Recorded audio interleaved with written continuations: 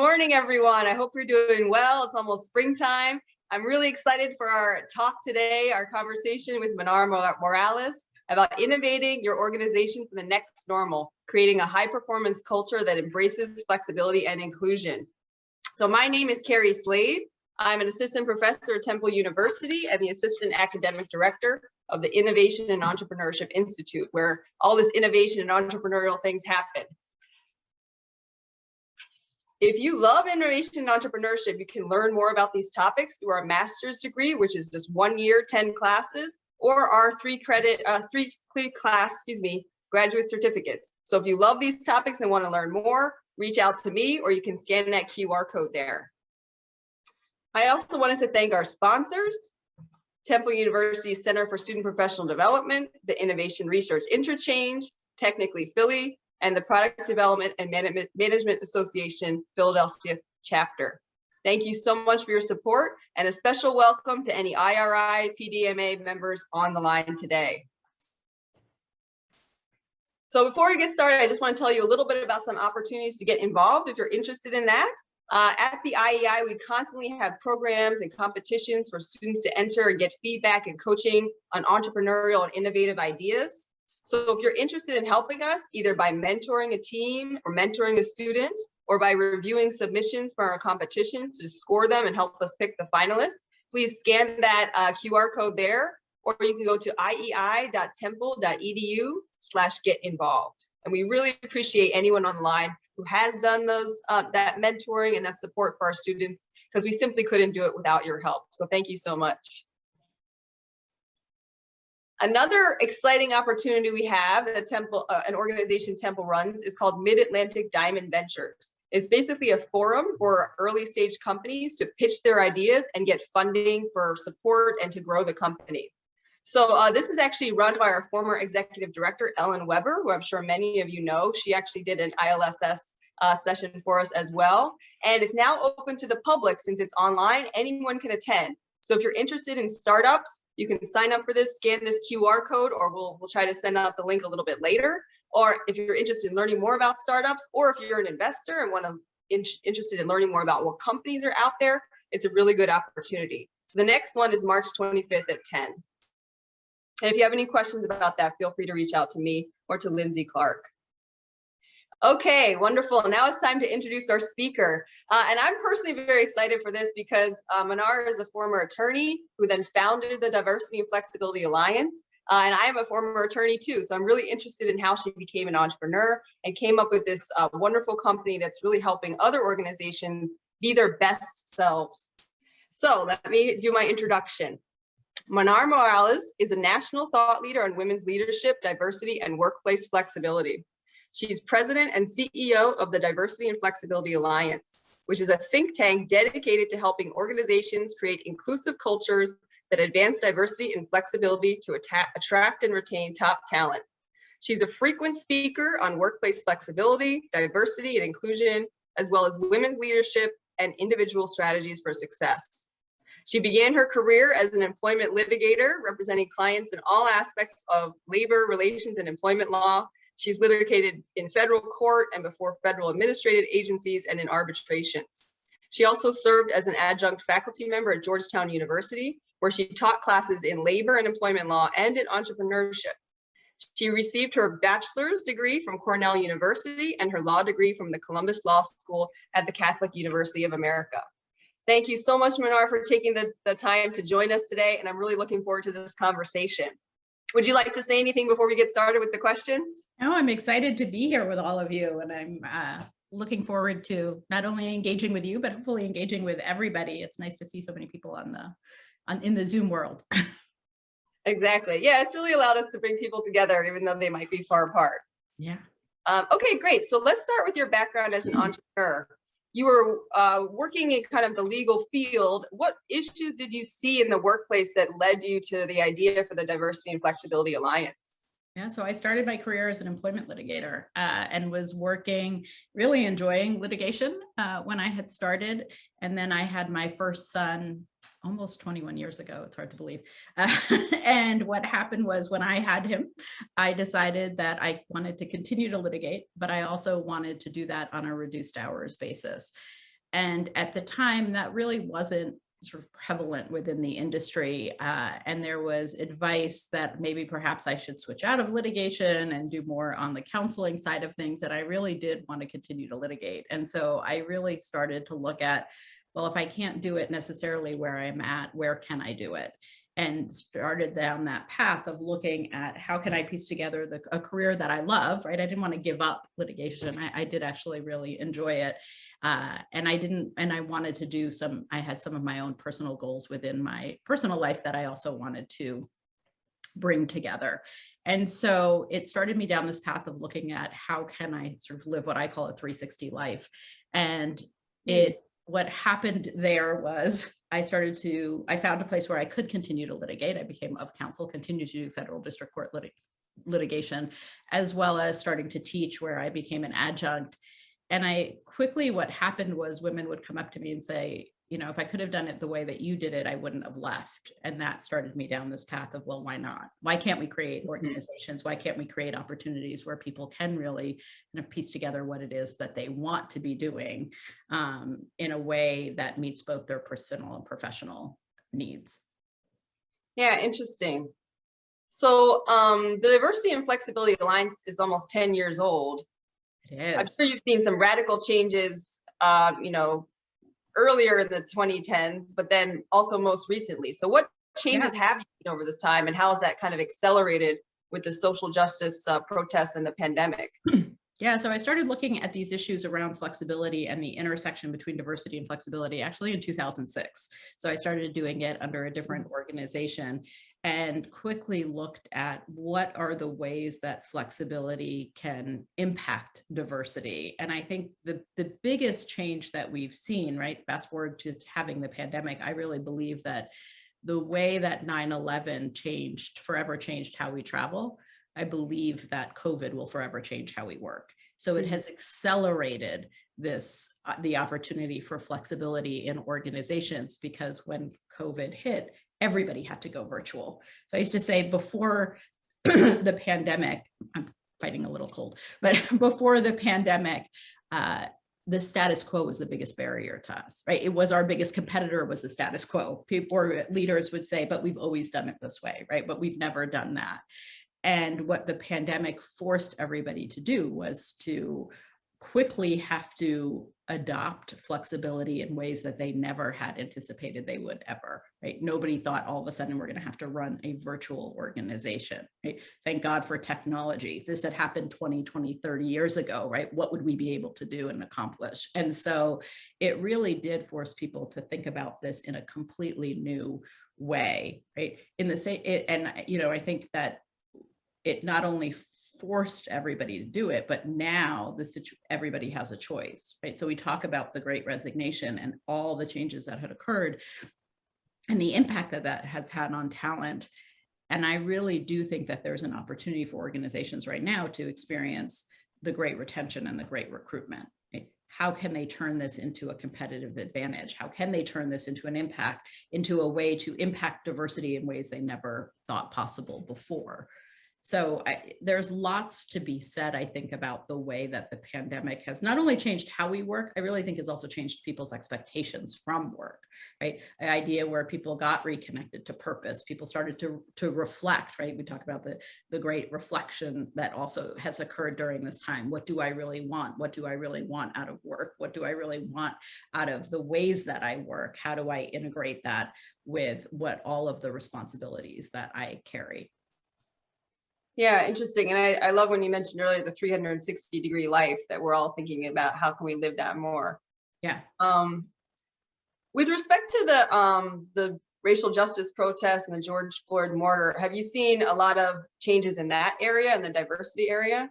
Yeah, I mean, I think for the first time, organizations had to go beyond sort of paper statements, right? Everybody that was issuing these sort of paper statements of, we stand with this, we stand, and people started to demand more of, well, what are you going to actually do about it? Organizations really had to start reflecting on, it's not enough for us to issue sentiments of support if we within our own organizations aren't doing anything to actually drive change forward. And so it did accelerate for organizations that perhaps hadn't taken this as seriously before.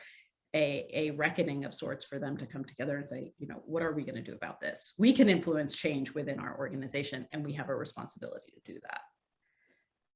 And you alluded to this a little bit when you said you think this is going to forever change the way we work. But why are you so sure that we're not going to just go back? I mean, it seems like mask mandates are getting lifted. Some of us want to go back. So why are you so sure that it's not going to stick? Yeah, you know, that's a question I often get, right? Is this going to stick? Aren't we just going to go back?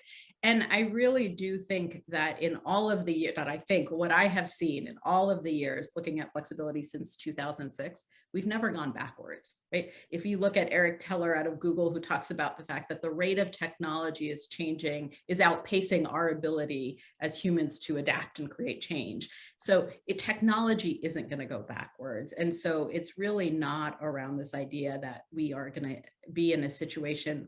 Some organizations will go back, I will say, to trying to do it in a way where it is 100% in an in-person, in the knowledge professional services, right? Where if you think about in situations where people actually can have the ability to work from a different location, right? Mm-hmm. But there's a risk to that, right? That if you look at the data that's coming out, it says 39%. Gartner talks about you risk losing up to 39% of your workforce if you require everybody to come back into the office full time. Globally, McKinsey says 30%. So there's a risk to it. So I think that the future really isn't about 100% virtual. I do believe that the future is around a hybrid environment, right? That one that looks at how do we harness the changes that we've seen and not fall victim to it? How do we create an environment that actually drives productivity, profitability, engagement, drives our recruiting, drives our talent? There's a lot of a business imperative behind why we want to continue to move forward and not go back. That being said, I don't think organizations will get it right. So always people are like, aren't you so excited? Everybody's going to create all of these flexible work environments. And I'm like, yes. And I'm very concerned that what's going to happen is people aren't setting them up in the right way. And so it will fail, and people will point to flexibility as failing when really what failed was the effort, the infrastructure, the practices around actually setting it up in a way that could drive that flexibility to a level of success that we have never seen before. Yeah, that's interesting. And I think that's why we need people like you and your company to help organizations actually create the right structure so that it is successful. Yeah, you know, and I think there is, we talked about this before, right? I think a lot of the pitfalls that we're seeing happen right now, which is organizations starting with a policy. Everybody's like concerned, what's our policy going to be? What are we going to say? And leadership teams focus on policy. And I say, you can't start with a policy. You actually have to start a little bit further back and thinking about, why does this matter for you as an organization? We can tell you all the data that exists globally out there on why flexibility matters, but you actually should think about your people, right? Why are these important? Why does it matter for us as an organization? And some are looking at this as just a focus group of one. They're just talking to their leadership teams, and they're actually not talking about the people that these policies are aimed at. And so it's important that you're thinking about, well, if we're creating these as talent recruitment, retention, and advancement policies, what is it that our people want? If we want these policies to drive engagement, what matters to our people, right? We have to tie it all back to then and be very deliberate around how we set it up. And I think the other pitfall I want to talk about is this idea that people are ignoring what we call an ROE, which is a return on experience. So organizations do actually have to be intentional about thinking, if I'm telling everybody to come back into the office, then what am I doing in order to entice them back in? What am I doing to tell them that their experience will be different than the experience that they are, or what they can accomplish at home? We have to be actually intentional to say, we don't actually just want you to come into your office, shut the door, right? Or if you're in a cubicle, just stay there and not interact with people, right? Not have the connections that everybody missed out on, not have the opportunities to engage and collaborate with others. That you actually want that to be happening in the office. You want people to be able to do that. At the same time, you want to create structures so that people are connecting and collaborating in this virtual environment as well. And the idea that hybrid is the best of both worlds. You want to make sure people are getting an ROE when they're in a virtual environment. They're getting an ROE when they're in person, shoulder to shoulder together. And that does require you to be intentional about how you design that.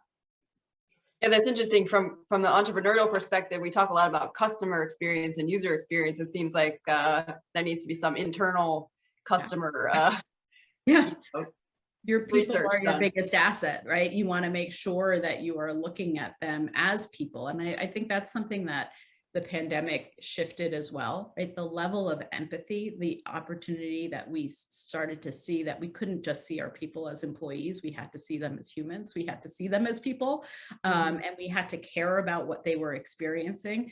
The pandemic, I think, opened the door for a greater level of empathy to be shown in organizations and for leaders to understand, quote that I had often heard prior to the pandemic. It wasn't necessarily related to the pandemic, but it impacted me during the pandemic, which is that we're all in the same storm, but we're all in different boats.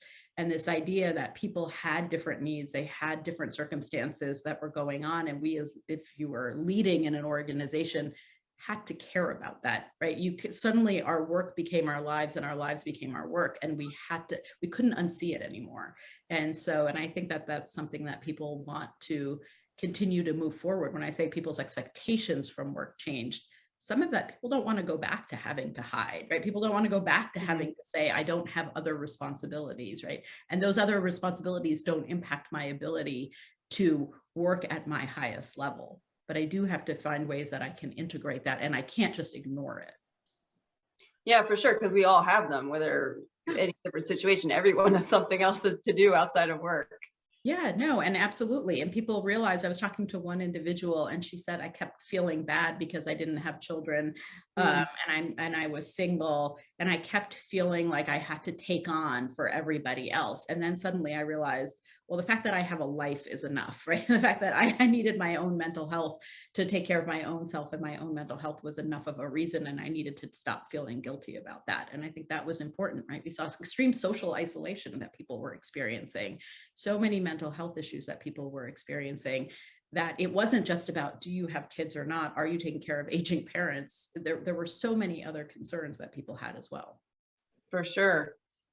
So my next question is about the intersection between diversity and flexibility. How are they related? And I guess it's a multi-part question. How are they related? What is intersectionality? And then why are they so critical to businesses' success? You've touched on a little bit, but you can expound on that. Yeah, so I think in terms of the intersection between diversity and flexibility, we've always said that flexibility, in order for it to work in an organization, you have to degender, deparent, and destigmatize it. It can't be just seen as a women's issue. It can't just be seen for parents, and it can't be highly stigmatized within your organizations. That being said, it does have a huge impact on your ability to recruit and retain and advance women within your organizations. Right? There's generational issues that are attached to it too, where if you look at the millennial generation and other generations that grew up on technology, right? And so they are sort of unapologetic about being able to use it in such a way that helps to enhance productivity, and flexibility very much plays a role in that. Now, I think if you look at the pandemic too, the other thing that we have seen is the percentage of people who, from people of color who say, as they are, if you look at the stats that the Slack Future Forum has looked at, that people of color at a higher percentage want to continue to work in some ways from a different location than white people, that women at a higher percentage want to too. And a lot of that dealt with the psychological safety that people felt for the first time, right? That they realized that they could work in an environment where they didn't have to deal with micro inequities in such a daily, in an everyday way, and want to continue to do that. So it's highly correlated with what are our diversity efforts. Now, if you look at all of the different populations within your organization who want it. I think the other thing that we saw during the pandemic, frankly, is people who never thought that they would be able to work from a different location found that they were quite productive, right? Found that productivity for them went up. They thought, I would never be able to do this, and I got a chance because I was forced to experience it, and I don't necessarily want to go back. So those are all things that within your population that you look at within your employee population to say, who's going to be great, who will be impacted in a way if we don't offer this. But if we're not also intentional in looking at how we can be inclusive, right? If we offer this as just this policy and we don't think about how we're going to change the culture, then you create this in-group and an out-group, right? And if we create an in-group and an out-group, then you will be disadvantaging those who actually want to use it in any way. And that's going to be a challenge for you. And then it'll be a detriment to diversity rather than a driver of it. Interesting. And then I did want to ask you a little bit about the effect on innovation. And by that, I mean, creativity, employees producing ideas, having ideas be acted upon. So how do these diversity, flexibility, the intersection, how does that affect innovation or the entrepreneurial nature of companies? Yeah, I mean, I think what people were looking for was autonomy. And oftentimes that autonomy can drive innovation, right? If we think about how do we give people that opportunity to work within a framework, right? I mean, it's not complete autonomy. You decide what days you want to come in, whether you want to come in at all. That's not the level of autonomy for some companies that they're really offering. They're maybe saying it's going to be 50% of the time. It's a 3-2 model, whatever it is, but giving people to say, if you need, some people really thrive where if you're trying to solve a complex problem, people come into a room and they bounce ideas off of each other and there's an energy there. And some people really do thrive in that environment, right? But others don't. Others, that's not where they're actually at their greatest level of creativity. I think of myself, and while I do enjoy that opportunity to kind of talk things through and I can thrive in that environment, but I also get my greatest ideas when I go out for a walk, right? I'm walking, my husband teases the kids and they say, he says, if mom says she's going on a short walk, it means she doesn't want anybody to go with her, because I have 3 boys, right? And I have a husband. Sometimes I'll be like, I'm going for a walk. And they're like, great, we're coming with you. And I love that. I don't want to take away from that. But I also know that sometimes when I'm on the walk, I'm processing, right? Like that's my way to come up with those innovative ideas. And so for people, it was an opportunity to sort of decide on how they are at their most innovative. And some people realized they really needed quiet, focused time, or they needed, an opportunity to walk outside, and in nature, they suddenly found these great ideas. There's a lot of thinking time that we lost, right? That oftentimes we're in meetings or we're having to deal with calls or responding to emails. And we forget that we do need that time to just give ourselves some space to actually think. And flexibility can provide that for people, where they start to think about, where am I going to be at my best? Where are you going to get the best out of me? And this is the way I can give myself some autonomy to decide that.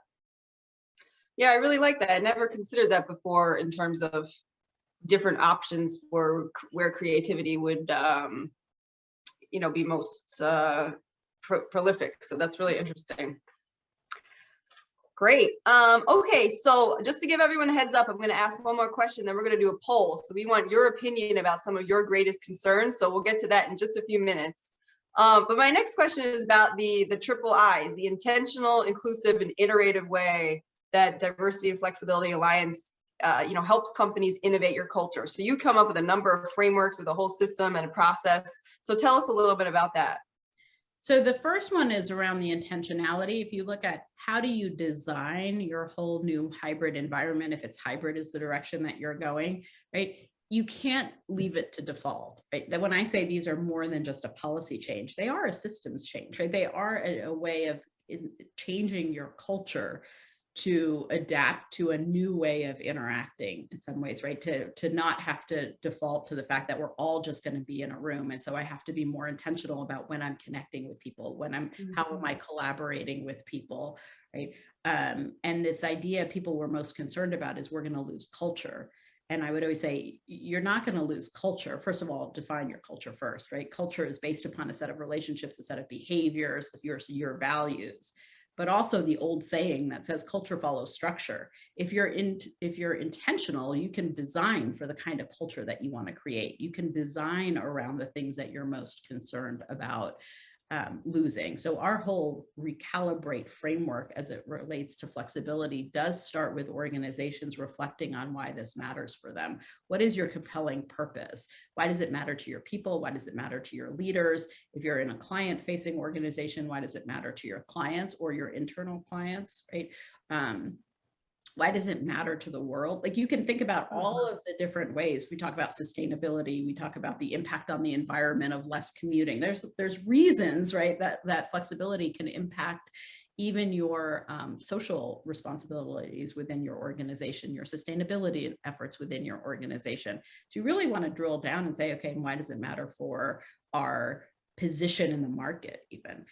And then you want to create that shared vision. Okay, what does it look like for us then as an organization? If I take all of those purposes and say, this is why it matters to us, how do I design and how do I think about what's our vision? And when you're thinking about that vision, you're thinking about things like, you know, what do I want to be known as in the marketplace? What do I want my employees to be saying about us? No matter how the future of work changes for us as an organization, what needs to stay the same, right? So we're really intentional around walking organizations through that process. Then they can get to designing what the initiative looks like, right? After they have a vision and they're clear on their purpose, then they can actually design what that initiative looks like.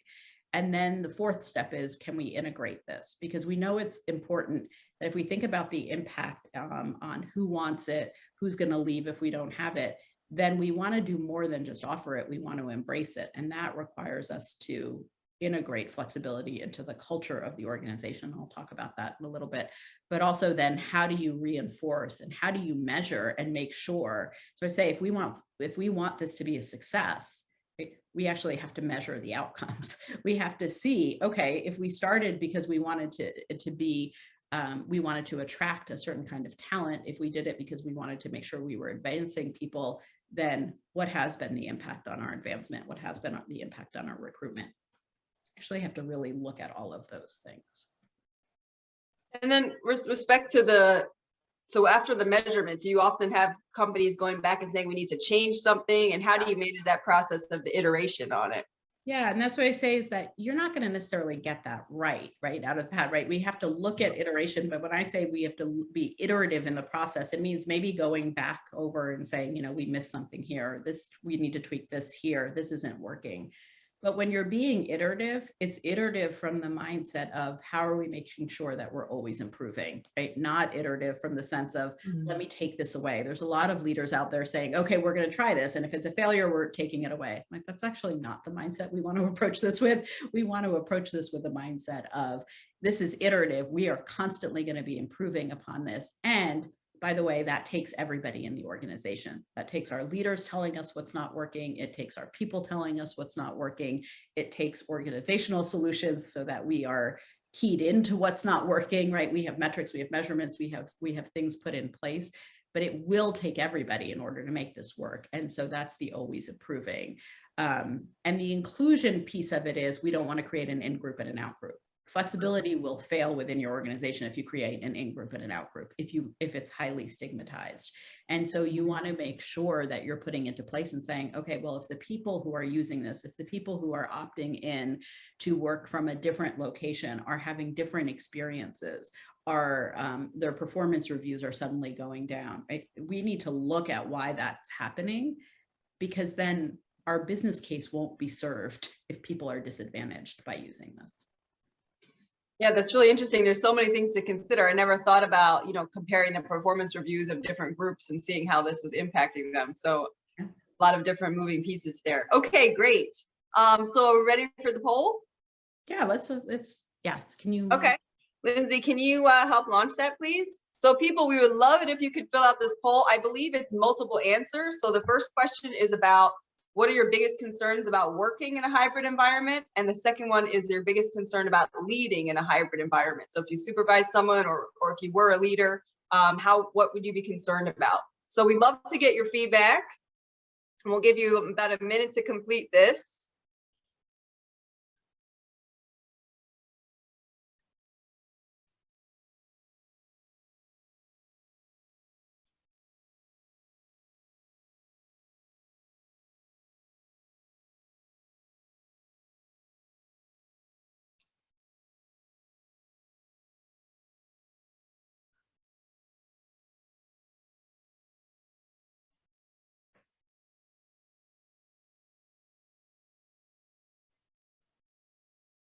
And folks can feel free to type it in the chat. I was going to say, if anybody can't access the poll or wants to type it in the chat privately, me, or Carrie, you can do that as well.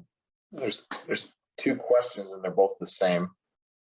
So one is the first one's about working and the second's about leading. So kind of coming from a perspective of an employee perspective versus a leadership perspective. So just put yourselves in the shoes of a leader if you don't currently supervise someone. Gotcha. Thank you. Yeah. Lizzie, maybe you can give me a signal when we're at a sufficient percentage.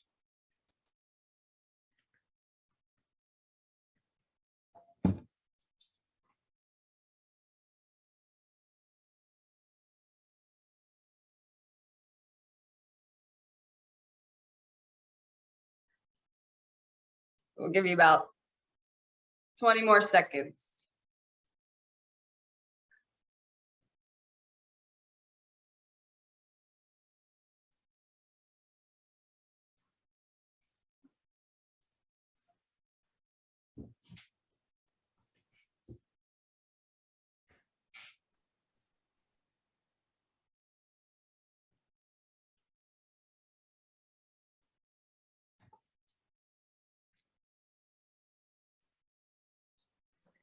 Carrie, we're at it about 80% completed.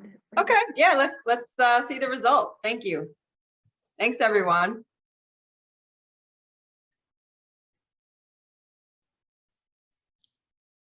All right. So working in a hybrid environment, we're at about 48% of that lack of collaboration, right? Followed closely by the 36 lack of face-to-face interaction and accountability. Differing treatment for those in the office versus remote, and that social isolation and loneliness. And that was for working in a hybrid environment. Fairly similar in the leading in a hybrid environment, with that lack of collaboration being really the highest as it was in both environments. So a lot of overlap there. And I think what's interesting is one is first making sure that people talk about it, right? That this idea that there's a lot of fears in this new environment of what's going to work and what's not. I talked to a lot of leaders, and we've been working with a lot of CEOs and chairs of organizations on what this should look like for them. And I will say a lot of them who are fearful that they, if we're too flexible, we're going to lose productivity. And if we're not flexible enough, we're going to lose people. And I would say, right, your biggest concern should be that you're going to lose people, because we can design for an environment where you're not going to lose productivity, right? Where that we can build in structures around that. And so in order to make sure that you are integrating flexibility into the culture, you do want to ask your people, what are they most concerned about, right? What were the challenges? But also not just from the perspective of what are you most concerned about, but what did you gain, right? What were the things, a lot of this, I will say that during this time there, because we were forced to adapt in ways that there were a lot of inefficiencies discovered. There were a lot of looking at processes and practices within organizations, within teams, that we saw the cracks, right? We saw things that weren't working. And for a lot of people, it's looking and being really self-reflective to say, first of all, as a team, as a leader, what do I want to carry over into this new environment? So I keep saying, let's not look at what we want to go back to. Can we look at where we want to move forward and build an entirely new environment, right? What are the things that worked really well that we want to carry over? The advantage of hybrid is it should be the best of both worlds. It should be this idea of, let's bring forward all of the things that we gained, all of the different ways of doing things. And then what did we really miss? What did we miss out on that we want to make sure that we bring into this new environment as we're designing it? And in order to really do that well, you do want to be, making sure you're creating focus groups, you're talking to people, you're capturing those things that worked really well. You want to make sure that you're being self-reflective and ask yourself. I talked to somebody who said to me, I never was able to talk about my boundaries before. I was never able to talk about my life before. And this was a leader within an organization. And she said, you know what, I don't want to go back to the old way of, I felt like I had to hide, because she said, I found myself at a higher level of engagement, at a higher level of productivity, because I didn't spend so much time covering everything up. And so she's like, I don't want to lose that. so she's kind of figuring out as she leads in this new environment, right, how to bring that in and bring that with her. But you do, as an organization, I will say, have to think about, okay, we talked about purpose, right? Why does this matter to you? And you have to align your purpose with a set of principles, right? Your set of principles are, what are the mindset shifts that we have to make in order for flexibility to be successful? Sometimes that's letting go of some thoughts that we had about what flexibility was and wasn't, right? Things like, FaceTime is not an indicator of commitment, or flexibility is not a trade-off for performance. If people aren't performing, that's not a flexibility issue, that's a performance issue, right? But sometimes people confuse those two. And really thinking about what are the different mindset shifts that we have to make, and then how do we align that with what our policies are going to be within the organization, and then how do we align our practices. And those practices are, okay, if we take those fears and turn them into opportunity areas, right? Turn them into areas that we want to do some design thinking around, that we want to do some exploration around, on how might we collaborate in this new environment. Right? There are a lot of key things around collaboration. It's sometimes it's easier to be all in person, and it's easy to be all virtual. It's really hard to be hybrid because, right, there's a leveling of the playing field when everybody is together. There's a level of a playing field in whichever environment you're all together in, whether you're all together virtual or you're all together, right? But hybrid requires intentionality around, okay, how are we going to collaborate? What are the things that we're going to be doing? How are we going to use technology to our advantage, right? How are we going to make sure that we are bringing all voices into a collaboration in ways that are going to, make sure that we are at its best? How are we going to think about how we connect, how we develop relationships? How do we make sure that we're not isolated, that we're not working in silos, but that we're actually working together? That requires us to be intentional around, how do we connect? How do we connect even when we're in this format? I will tell you, I think what happens with virtual was that Zoom became transactional in some ways. And we lost a sense of connection just because of the way that we decided to show up in this world, right? So a lot of time we're showing up cameras off, right? And we're still in a pandemic, and there's a lot of things that are happening. But that is something where I would say that the rules of engagement will have to change, because what it took for us to survive during the pandemic, which is this choice around, do we show up to a meeting and have our cameras on and be fully there, or are we showing up to a meeting where we have 4 other things that are happening, right? We have our email up, we're listening in the background, we're working on other things, and that leads us to being disconnected.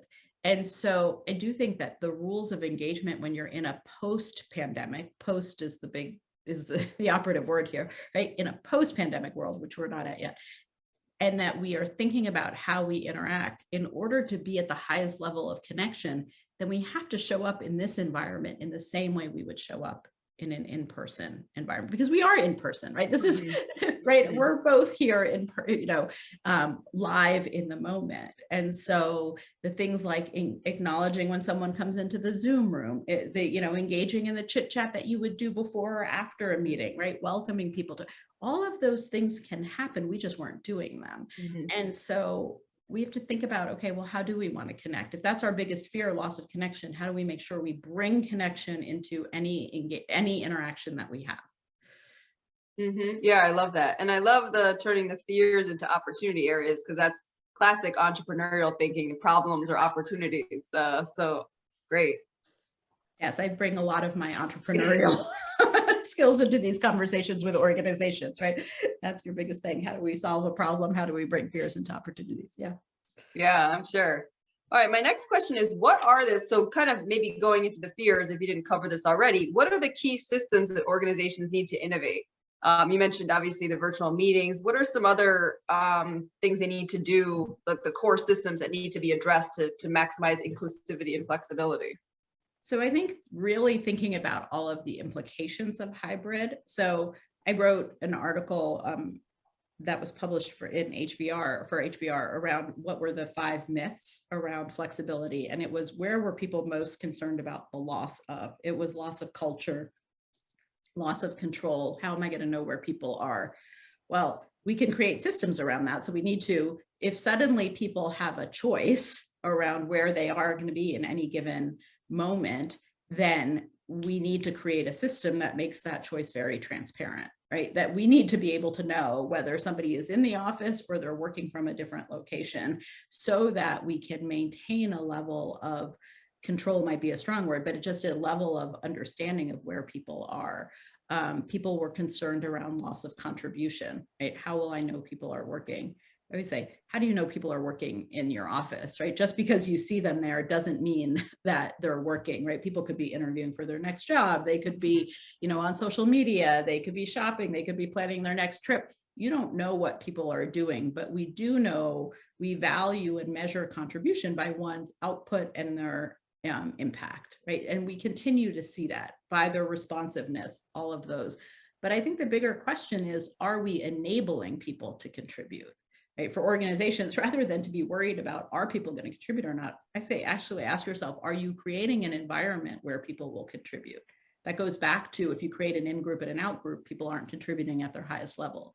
If you create an environment that forces one to say that the way that you're going to be productive is if you sit in an office and I expect you to produce at your highest level, rather than asking them, where do you produce at your highest level, right? Where are you at your greatest level of innovation, productivity, et cetera? So I think creating systems around having teams come together and think about that as well. Loss of connection, we talked about, how are you developing relationships, right? A lot of people talk about that water cooler moment, right? We're losing those serendipitous moments where we run into people in an elevator, in a cafe, going out to lunch, all of those things. And that's true. We've missed out on that, right? And that is something I think people are excited to get back to. But also, can we work on creating some choreographed connections where people are connecting when they're this environment, where we actually have the control to connect people who wouldn't have normally just ran into each other, right? Like there's ways that we can create a greater level of connection, and that's an advantage. So I think it's really thinking about all of those things that we need to be innovative around, are those things that are important to us as an organization. If mentoring is really important to you as an organization, how do you use the hybrid world to leverage people's ability to mentor, right? If people were stuck in person mentoring one-to-one, suddenly hybrid has invited an opportunity to mentor one-to-many, right? Can I leverage that to be a better mentor, right? Like there are things that actually, where has technology enhanced, where has this opportunity of hybrid enhanced our ability to be at our highest level of productivity and engagement? Right? And what can we, what are the ways that we can ensure that that happens? And I can see why people go to you for help, because there's so many systems and each one has to be individually tweaked for the company and its employees and the culture there. Yeah, no, there's a lot that has to happen there. There's a lot of investigative work that has to happen in terms of what is it that you want.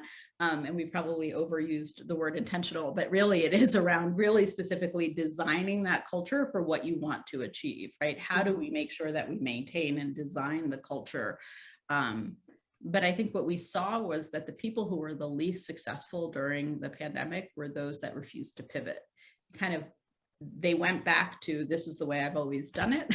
This is the way I'm always going to do it. And they didn't change. But those individuals and organizations that said, oh, mentoring is important, I'm going to find ways that I continue to do that. Those were the people that were successful in creating mentoring opportunities that they never had done before. Those are the people that were kind of continuing to operate at their highest level. Great. You talk about creating systemic changes as opposed to policy changes, and you touched on this a little bit, but I'm wondering if you could give an example so that we can really understand what kind of changes are superficial and what are deeper changes that will stick. Yeah, and I think that goes back to, this has to be more than just a policy change, right? Those organizations that we are seeing innovating, we have something, so the Alliance is membership based. So we have over a community of over 75 organizations that are members to get access to the best practices, the work, the research that we're doing.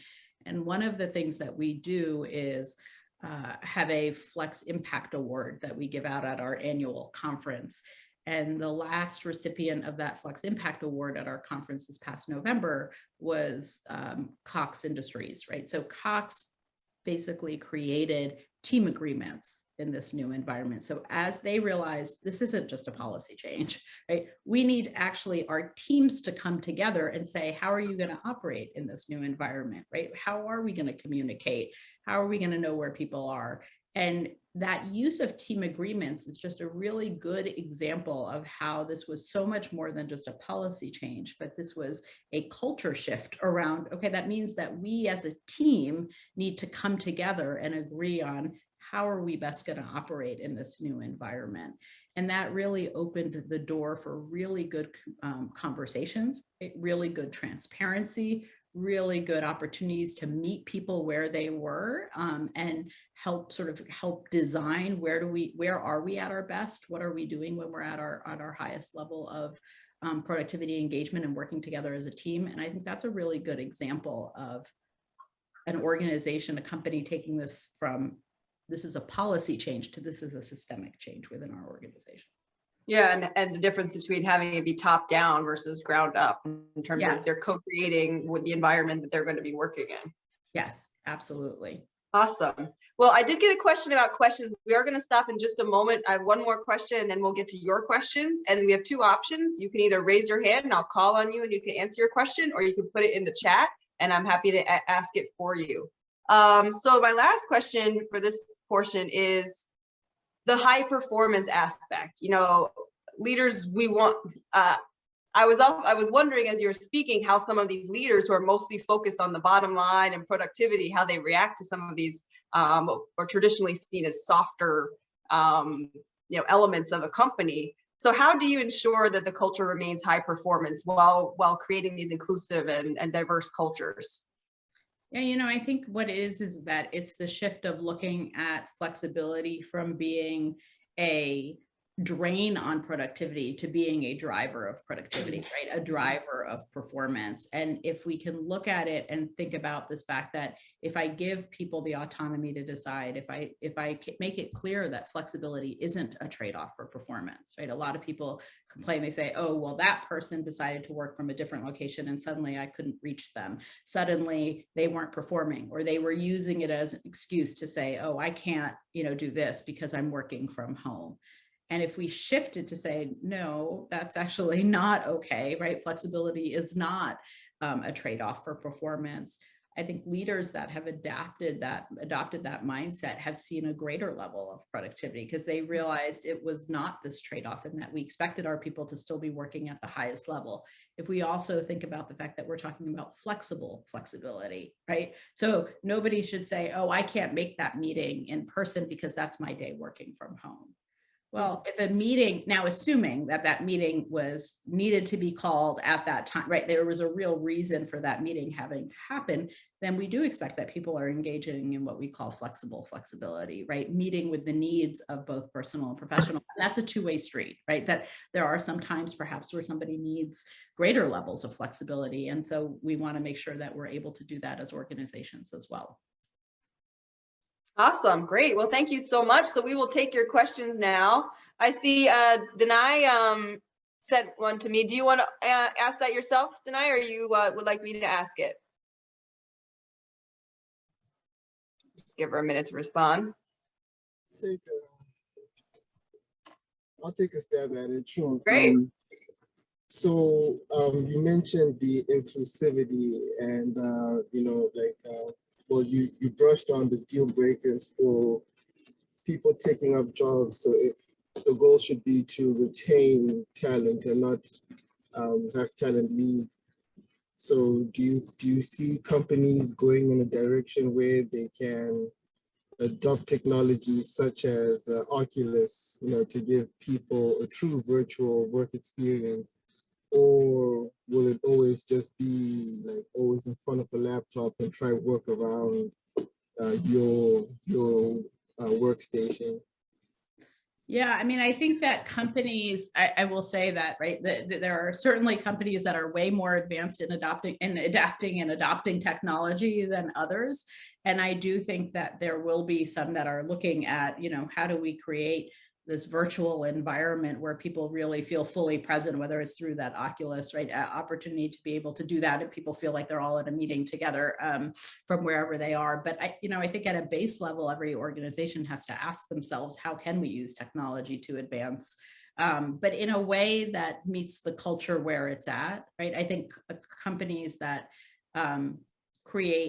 bring in a lot of technology that people are not ready or trained on run the risk of it not working for them because people weren't ready to adapt. So I think it's important that if you're going to create those environments, that you say, okay, well, what's the experience we want everybody to have, and make sure that people are really doing that. But I do think that you're going to see organizations who what they saw was, right, suddenly they didn't need to recruit just within their own backyard. Suddenly it opened an opportunity to extend where they recruited from in greater levels, right, that they could do that. Or they could have a more global presence where before they didn't think they could. And so I certainly do think that that's the direction organizations are moving in. You'll always have your innovators out there who are moving and who are the first movers out there and who are getting and bringing in the latest technology, and then others that are lagging behind more. Yeah, great question. Other questions or comments?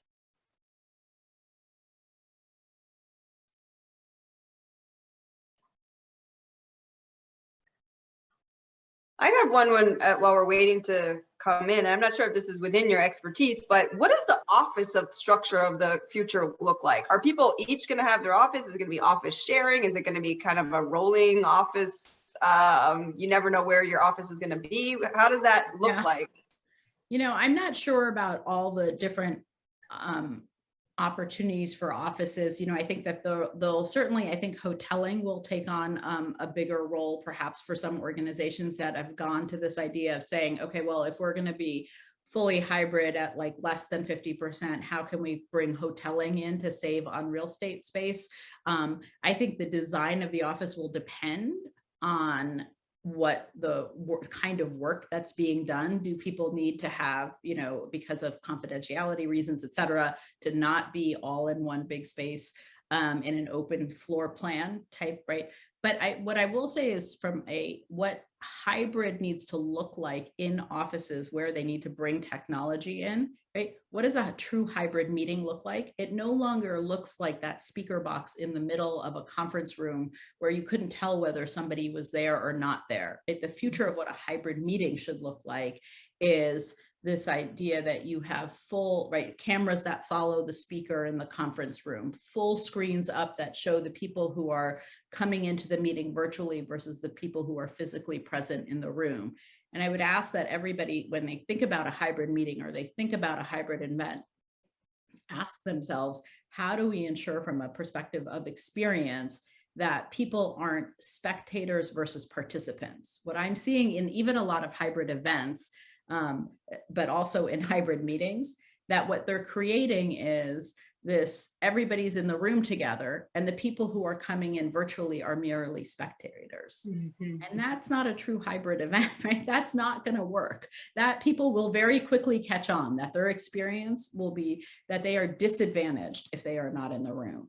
And so what you want to do is create this opportunity, constantly ask ourselves, are we making sure that everybody feels like a full participant and not a spectator? What can I be doing if I'm running a hybrid meeting to make sure I'm engaging with chit chat with the people and the who are coming in virtually, that I'm asking them questions to come in, right? There's lots of different things that we can do so that environment becomes one that's welcoming for people.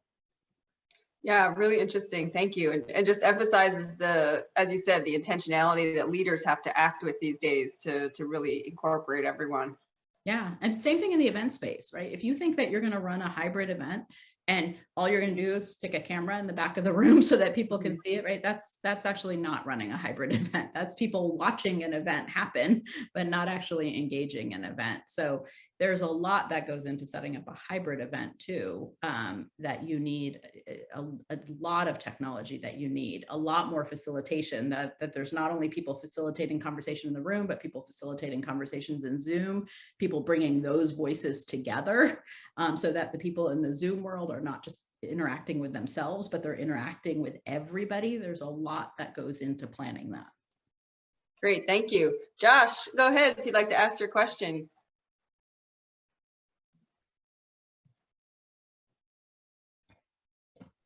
Hello? Hi. Yep. So my question is around, so whether it's in academic setting or in work as well, we saw a lot of companies and organizations quickly react to what was originally the cause for this new way of thinking about doing these hybrid models. And I think as more and more things open up, a lot of places are rolling back some of these changes, some of these positive changes they did to make the workplace or school more accessible to many different people for whatever reason, why it opens up more opportunities for them. What is the best and the strongest, like almost 1-minute pitch that someone can bring to a leader or decision maker in these organizations that they should keep many of these elements within the organization, not totally roll them back like some people are doing? I mean, I think if we look at the why it matters, right? The going back to the data of, I talked about the fact that this has forever changed the way that we work. If you look at what percentage of people, there's a lot of data out there that tells us the percentage of people that want flexibility. So 73% of employees want flexible remote work options in order to stay. Right? You risk losing up to 39% of your workforce if you continue to force everybody to come back in. So I do start with the data, and I start with, why does this matter, right? Why does it matter for you as an organization? Each organization I make, I don't have a general pitch.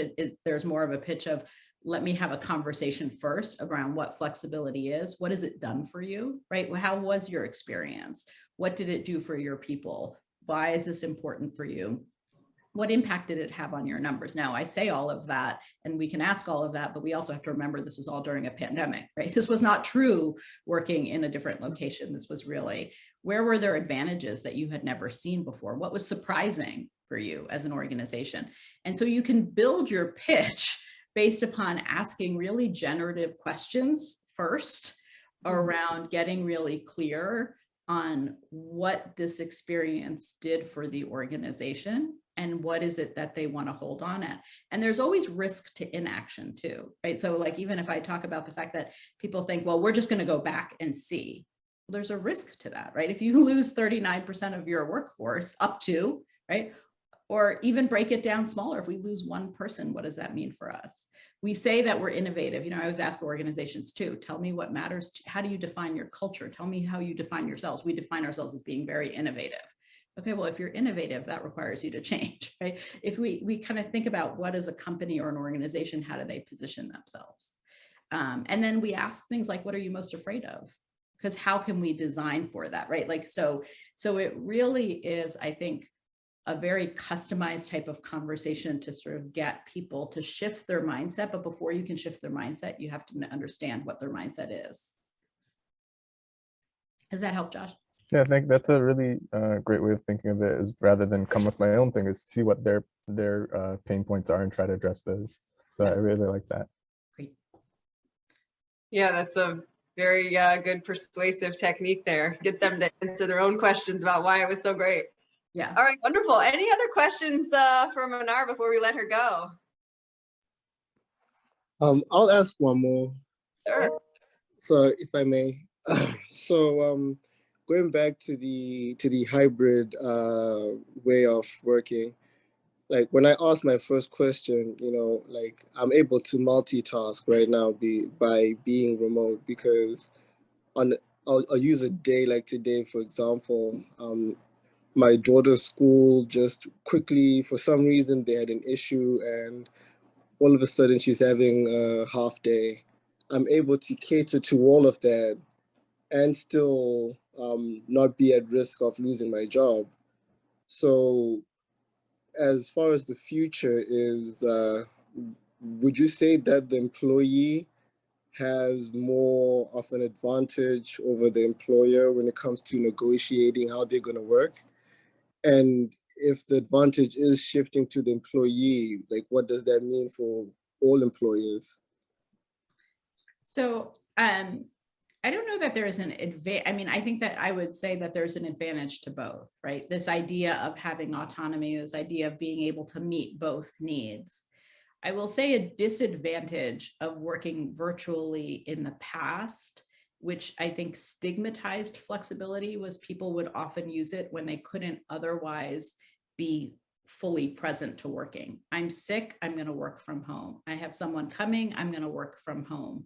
If my kids, and it depends on kids, if they're at a young age where you're actually like actively involved in their care, right? And then I'm working from home. And so what happened was people, they attributed flexibility to, I'm not fully kind of working and I'm doing something else while I'm working from home. And that's really not what working from home is, right? Does that mean that, we can be able to, let someone in who needs to do a repair? Obviously, all of those things are going to be an advantage. But what we want to employers to say, yeah, this is an advantage for me as an employee to be able to manage my work and life, but it doesn't mean I'm any less present from the work perspective, right? I'm still actually getting things done.